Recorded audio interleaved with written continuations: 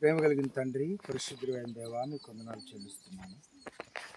ఈ మధ్యాహ్న సమయంలో చిన్నాని కొరకు, ప్రిస్కిల్లా కొరకు ప్రత్యేకంగా మీకు వందనాలు చెల్లిస్తున్నాను.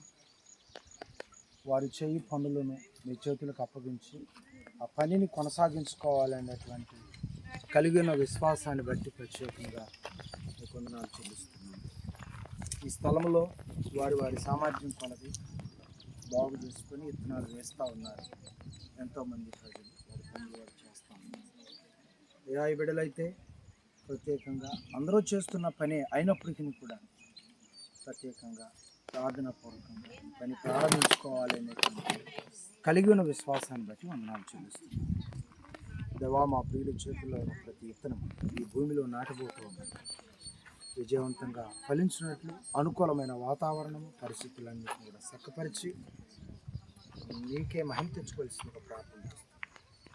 ఇస్సాకు విత్తనము వేసి 100 ఫలము పొందిన ఇచ్చిన వాగ్దానం ఇప్పుడు వేయబోతున్న ఈ విత్తనాల విషయంలో అద్భుతం చేస్తూ రావాల్సింది కోరుతున్నాను.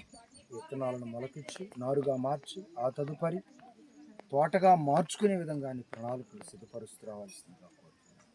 విత్తనాలు వేయబోతున్న మా పిల్లలందరినీ దీవించండి. ఆల్రెడీ ఇక్కడ విత్తనాలు వేస్తున్న పిల్లలందరినీ దీవించండి. యేసు క్రీస్తు నామంలో ప్రార్థన చేయొచ్చు. మిక్కిలి వినయమతో అడిగి వేడుకుంటున్నాను పరమ తండ్రి.